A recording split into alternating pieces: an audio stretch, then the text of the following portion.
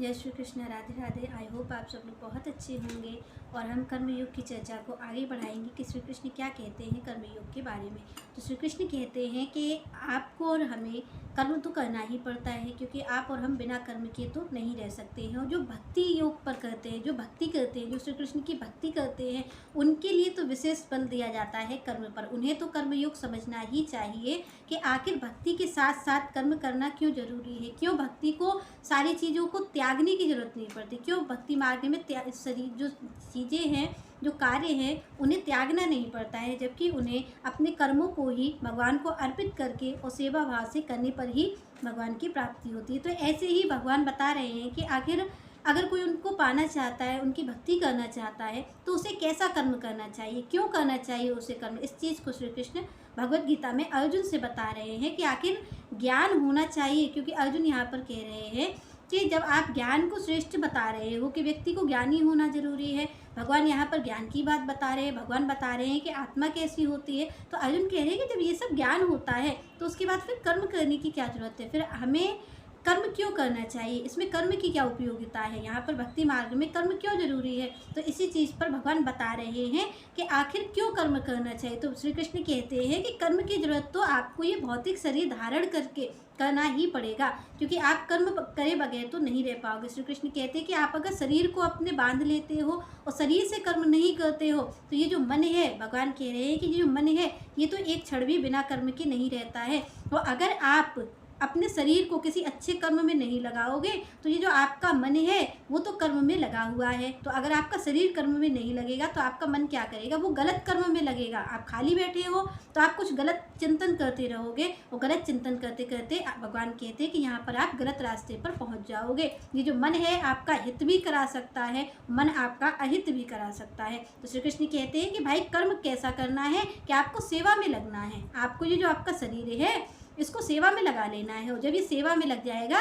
तो आपके मन को इतना टाइम नहीं रहेगा कि वो गलत चिंतन कर सके। क्यों? क्योंकि आप तो सबकी सेवा में लगे हो, आपने अपने कर्म को सेवा बना लिया है। जिसके जीवन में सेवा रहती है उसके जीवन में कोई भगवान दूसरी चीज़, गलत भाव नहीं आने देते, क्योंकि वो व्यक्ति सबकी सेवा कर रहा है। तो यहाँ पर सेवा ही परम धर्म है। यहाँ पर भगवान को खुश करने का जो एक साधन है वो क्या है, वो प्राणी मात्र की सेवा है, सबकी सेवा है। तो यहाँ पर भगवान बताते हैं कि कर्म क्यों जरूरी है।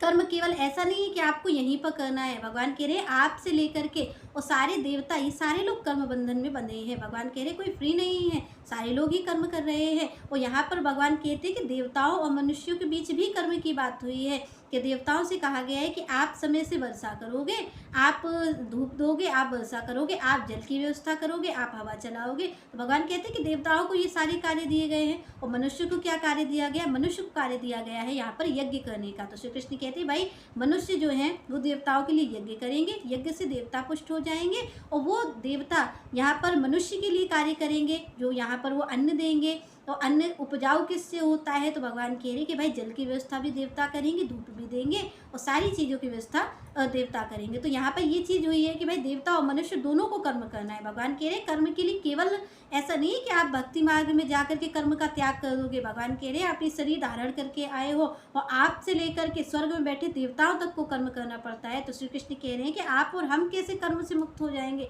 हम कौन सी ऐसी चीज़ धारण कर लेंगे कि हमें कर्म की जरूरत नहीं पड़ेगी। क्योंकि यहाँ पर श्री कृष्ण कह रहे हैं कि देवता भी कर्म करते हैं, तो आपको और हमें भी कर्म करना चाहिए। तो यहाँ पर श्री कृष्ण कहते हैं कि भाई आपको यज्ञ करना पड़ेगा, जो मनुष्य हैं उनको यज्ञ करना पड़ेगा। अब श्री कृष्ण बता रहे हैं आगे कि यज्ञ क्यों करना है, यज्ञ करने से क्या होगा, क्या आपको यज्ञ करने से किस चीज़ की प्राप्ति होगी। तो श्री कृष्ण आगे कहते हैं अन्नात् भवन्ति भूतानि पर्जन्यात् अन्न संभवः यज्ञात् भवति पर्जन्य यज्ञः कर्म संबुधवः। भगवान कह रहे हैं कि यहाँ पर यज्ञ क्यों करना है। भगवान कह रहे हैं कि जब आप यज्ञ करोगे देवताओं के लिए, जब मनुष्य देवताओं के लिए यज्ञ करेगा तो देवता क्या करेंगे, देवता वहाँ पर वर्षा करेंगे। श्री कृष्ण कह रहे हैं कि जब देवताओं के लिए यज्ञ होगा और देवता पुष्ट होंगे तो वो पुष्ट होकर के क्या करेंगे, वर्षा करेंगे। तो वर्षा करने से क्या होगा, क्योंकि जो हमारा अनाज है, आप देखते हैं हम खाते हैं, हम अन्न खाते हैं, हम गेहूँ की बनी रोटी खाते हैं, हम सब्जी खाते हैं। तो यहाँ पर भगवान कह रहे हैं कि जो भी खाद्य पदार्थ हैं वो होते किससे हैं, वर्षा से ही तो होते हैं। उनका मूल कारण क्या है, वर्षा। हम किसी भी अन्न को आप देखते हैं किसान बीज डालता है और अगर बीज डालता है, हम रोटी खाते हैं, कई लोग कहते हैं भाई हम तो रोटी खाते हैं, पर वो रोटी आती कहाँ से है? रोटी कहाँ से आती है? क्योंकि रोटी के पीछे तो आटा है और आटे के पीछे क्या है? गेहूँ है, और गेहूँ के पीछे तो किसान ही कार्य करता है, और किसान भी बीज डाल देता है। पर असली कार्य कौन करता है? असली कार्य तो वर्षा करती है। जब वर्षा होती है तभी तो अन्न उपजाऊ होता है, तभी तो अन्न हो पाता है। आप देखते होंगे कई बार कि किसानों को फांसी तक लगानी पड़ जाती है। क्यों? क्योंकि उनका अन्न हो नहीं पाता है, वहाँ पर अन्न नहीं हो पाता है, बारिश नहीं होती है, कभी बारिश ज़्यादा पड़ जाती है, कभी ओले पड़ जाते हैं। तो आप देखते होंगे कि किसानों की कितनी कठिनाई हो जाती है, उनकी सारी चीज़ बर्बाद हो जाती है, उनकी सारी मेहनत बर्बाद हो जाती है। क्योंकि वो अपनी देखते हैं आप कितना किसान मेहनत करता है अपनी फसल के लिए। जब वो बीज डालता है तभी से उसका ये सपना होता है कि हमारी जो फसल है वो होगी, तब मैं बेचूंगा, इससे धन कमाऊंगा और मेरा परिवार भी, उसका भी भरण पोषण होगा। पर यहाँ पर होता क्या है कि हम देखते हैं कि कभी बारिश होती ही नहीं है, कभी बहुत ज़्यादा हो जाती है, कभी असमय आप देखते होंगे कि ओले ही पड़ जाते हैं खेतों में। तो क्या होता है? उससे सारा अन्न बर्बाद हो जाता है। पर इसका मूल कारण क्या है? भगवान क्या कह रहे हैं कि ये क्यों होता है? आखिर जो प्रकृति है वो ऐसा क्यों करती है? क्या प्रकृति के नियम में कोई दिक्कत है? नहीं, आप और हम इसमें करते हैं, आप और हम इसमें अपना योगदान नहीं देते। जो हमें अपना कार्य करना चाहिए उस कार्य को आप और हम नहीं करते हैं, जिस कारण से फिर प्रकृति देखिए दंड तो आपको मिलेगा। श्री कृष्ण कहते हैं कि भाई कोई अपने कर्म को नहीं करेगा, तो श्री कृष्ण कहते हैं कि भाई जो अपने कर्म को नहीं कर रहा है, जो अपने नियत कर्म को नहीं करता है, वो चोर है, और चोर तो दंडित किया जाता है। यहाँ पर श्री कृष्ण कह रहे हैं चोर को तो दंड मिलेगा। और आपको और हमें दंड क्यों मिलता है? क्योंकि आप देखते हैं कि जब अन्न नहीं होता है तो अन्न महंगा हो जाता है, आटा है, सब्जी है, सारी चीज़ महंगी हो जाती है। जब नहीं मिलेगी तो वो ज़्यादा पैसों में मिलेगी। तो आप देखते होंगे कि जो सामान्य जो वर्ग के लोग हैं, जो मिडिल क्लास पीपल है, वो तो ले ही नहीं पाते हैं। कोई चीज़ महंगी हो जाती है तो उनको वो चीज़ ले पाना बड़ा मुश्किल हो जाता है। तो आप ही जानते हैं कि केवल किसान प्रभावित नहीं होता। अगर अन्न की बर्बादी होती है, अन्न नहीं हो पाता है, गेहूँ है, कोई भी अगर फसल है वो नहीं हो पाती है, तो केवल किसान प्रभावित नहीं होता है, एक जो भी संसार में रह रहा है प्रत्येक जीव पर प्रभाव पड़ता है।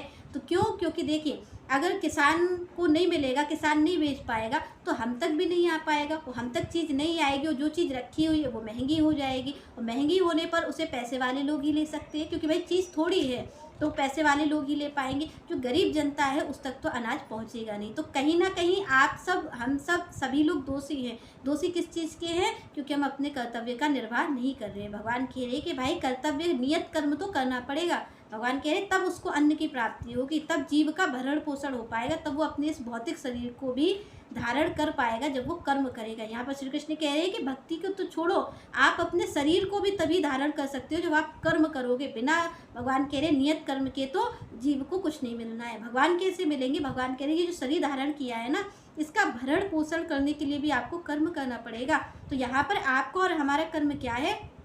हमारा कर्म है, यहाँ पर भगवान कहते हैं कि हमें देवताओं के लिए यज्ञ करना चाहिए, और अगर हम नहीं करेंगे तो फिर देवता भी ऐसे ही कार्यों को करेंगे। वो भी असमय वर्षा करेंगे, असमय ही यहाँ पर कहीं ओले पड़ जाएंगे। तो ऐसे क्या होता है कि हमारी और आपकी हानि ही होती है। पर इसका मूल कारण क्या है? इसका मूल कारण है आप और हम, क्योंकि आप और हम यज्ञ नहीं करते हैं। पर यहाँ पर संतों ने युक्ति निकाली कि आप और हम यज्ञ नहीं कर सकते हैं। हम इतने देवताओं को, यहाँ पंच देवताओं को अलग अलग यज्ञ नहीं कर सकते हैं। तो यहाँ पर संतों ने कहा कि भाई सबके भोक्ता कौन है? सबके भोक्ता हैं श्री कृष्ण। यहाँ पर सारी चीज़ों को नारायण ही तो भोग लगाते हैं। तो यहाँ पर संतों ने कहा कि भाई अलग अलग यज्ञ करने से अच्छा है कि आप और हम कृष्ण को ही भोग लगाएंगे, श्री कृष्ण को भोग लगाएंगे। और श्री कृष्ण कहते हैं कि भाई अगर कोई हमें भोग लगाता है, कोई हमें खिलाता है, तो वो समझ ली कि वो सारे देवताओं की ही तृप्ति कर रहा है। भगवान कहते हैं कि जैसे शरीर को आप मुख से भोजन खाते हो और वो भोजन पूरे शरीर को पुष्ट करता है। आप देखते होंगे कि आँखों को भी पुष्ट करता है, आँखों में भी रोशनी आ जाती है, हाथ पैरों में भी आ जाती है ताकत, एनर्जी आ जाती है, पूरी बॉडी में एनर्जी आती है। खाना तो हम केवल मुख से खाते हैं और मुख से खाने के बाद एनर्जी पूरी बॉडी में आती है।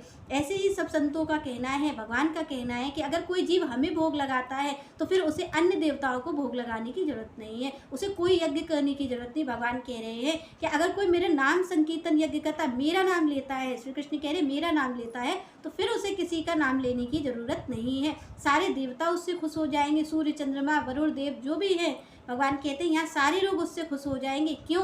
क्योंकि ये जो देवता है वो भगवान के दास हैं और भगवान सबके स्वामी हैं, श्री कृष्ण सबके स्वामी हैं। तो यहाँ पर अगर आप उनको डायरेक्ट भोग लगा दोगे तो भगवान कहते हैं सारे देवता भी आपसे खुश हो जाएंगे। आप श्री कृष्ण का नाम ले लोगे तो आप सारे यज्ञों को कर लोगे। जो यज्ञ की बात कर रहे हैं भगवान के, आपको और हमें यज्ञ करना चाहिए, उन सारे यज्ञों का फल हमें श्री कृष्ण के नाम से ही मिल जाता है। और जब हम श्री कृष्ण को भोग अर्पित करते हैं, जब हम श्री कृष्ण को भोग लगाते हैं, तो भगवान कहते हैं वो सारे देवताओं को भोग लग जाता है और आप और हम इस चीज़ से मुक्त हो जाते हैं। तो यहाँ पर श्री कृष्ण को भोग लगाना क्यों जरूरी है? क्योंकि इसीलिए जरूरी है क्योंकि जो हम पर कर्ज है, जो हम दंडित किए जाएंगे, उस दंड से हम कब उबर सकते हैं? जब हम यहाँ पर श्री कृष्ण को भोग लगाएंगे। तो यहाँ पर श्री कृष्ण को इसीलिए भोग लगाना चाहिए जिससे कि आप और हम, ये जो हमें कार्य दिया गया है, जो हमारा कर्म है, उस कर्म में हम भगवान को भोग लगाएंगे तो सारे देवताओं को भोग लग जाएगा। सारे देवता ही हमें आशीर्वाद देंगे। क्यों? क्योंकि हम श्री कृष्ण को भोग लगा रहे हैं। तो यहाँ पर श्री कृष्ण को भोग इसीलिए लगाना चाहिए। और दूसरी ये है कि आप अगर श्री कृष्ण का भोजन पाते हैं, उनका प्रसादी पाते हैं, तो आपके जीवन में भी, कहते हैं सभी संतों का कहना है कि जितने आपके और हमारे अंदर विकार उत्पन्न होते हैं, काम क्रोध लोभ मोह, हमारा भजन में मन नहीं लगता है, भगवान का नाम लेने का मन नहीं करता है, तो यहाँ पर भगवान के प्रसाद की इतनी महिमा है कि आप अगर उनका भोग पाएंगे तो आप देखेंगे कि आपका जो मन है वो शांत होने लग जाएगा और भगवान की ओर, भगवान के भजन में लगने लग जाएगा, भगवान की पूजा में लगने लग जाएगा। क्योंकि आप और हम यही तो परेशान होते हैं कि हमारा मन नहीं लगता है। सारे लोगों का यही कहना है कि भाई कौन परेशान करता है, हमारा मन करता है, हमारा मन गलत जगह चला जाता है। तो आप अगर भगवान का भोजन पाते हैं, यहाँ पर जो भक्त होते हैं भगवान के, आप देखेंगे कि भक्तों के जीवन में कुछ और नियम हो ना हो, पर उनके नियम ये जरूर होते हैं कि वो भगवान से ही पाएंगे, भगवान का ही पाएंगे। तो भगवान का ही प्रसाद पाते हैं जो भक्त, तभी तो उनके जीवन में इतनी शांति रहती है, उनके जीवन में इतना आनंद रहता है। तो आप और हमें दोनों तरीक़ों से श्री कृष्ण की ओर ही समर्पित होना चाहिए। हमें जो अपना भोजन है, जो भी कार्य है, अगर हम भगवान की ओर समर्पित होकर करेंगे तभी हमारे और आपके जीवन में आनंद हो पाएगा। तभी हम इस दुखी संसार में भी हम सुखी रह पाएंगे। कब? जब हमारा पूरा जीवन श्री कृष्ण के चरणों में समर्पित होगा। तो चलिए नेक्स्ट चर्चा हम नेक्स्ट वीडियो में करेंगे। तब तक के लिए जय श्री राधे, जय श्री कृष्ण।